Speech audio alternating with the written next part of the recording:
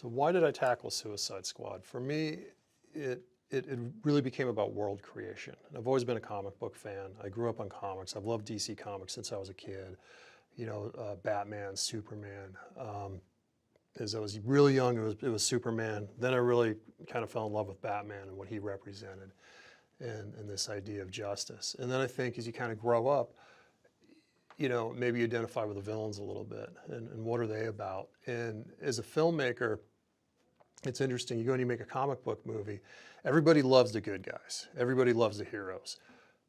But what's going on with the villains? And how do you make an audience fall in love with the villains the same way they automatically love the heroes? And that was the real test for me, was to get the audience to care about these characters that are a little bit morally complex, let's say. They're not so black and white, they're more gray.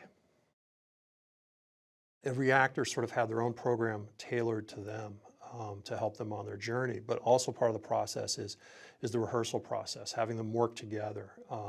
We rehearse pretty much every day. And sometimes we would just cover the same scene all week long and just really drill down and really build that trust. You know, we put Joel through like a mini boot camp along with some of the other actors to get emotionally inside the world of a trained military officer. So for me, you can't give the actors too much. You can't rehearse too much because no matter how much you rehearse, it's still going to be a surprise on the day. It's still going to be a surprise on set. But that's where the magic comes from. And that's where you then get the freedom to start ad-libbing and adding the humor and adding the life, because now they're in character. They know how these characters think. They're in their skin. And so now they can start speaking confidently as these characters.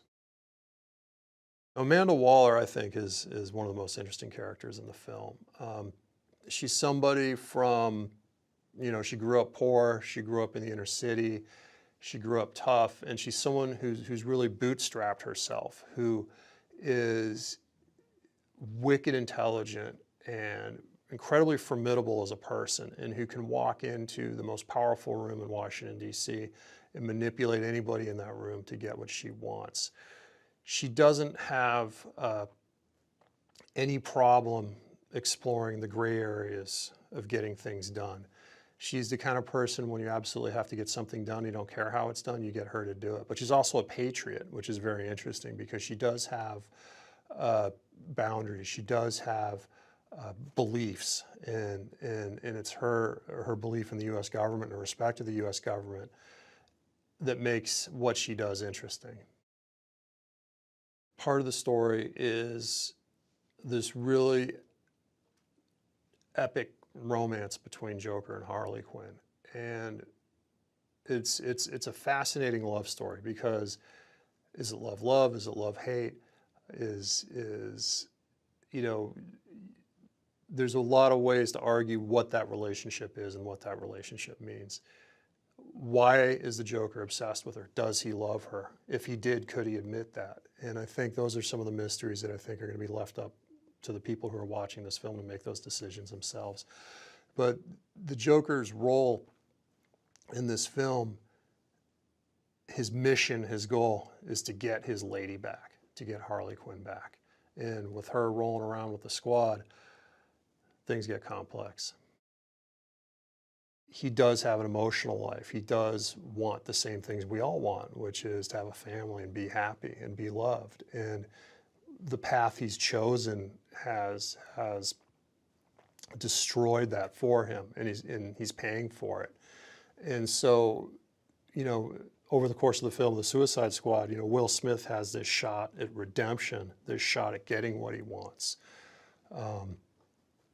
And he really is, in a sense, the most sober of the Suicide Squad. He's the guy that's kind of trying to keep everybody else in line, and Will plays that role to a T. You know, he's such a charismatic guy. He has a natural leadership quality to him that he really eased right in the dead shot. I was really anxious during the initial weeks of rehearsal as they slowly started to break the ice and bond. And then once we're shooting, I look around and they're always hanging out together on set. off camera, and that isn't the case normally. Normally everyone pops back to their trailers, everybody disappears. Or if they're not around, I find out they're all in base camp in someone's trailer. Like Joel's trailer seemed to be a big, a crowd point. Jai's trailer. They're always together. They seem to become inseparable. I go on Instagram and like, what are you guys doing? What's this? Every weekend they're hanging out together. So they became lifelong friends out of this. They became this posse. They became lifelong friends.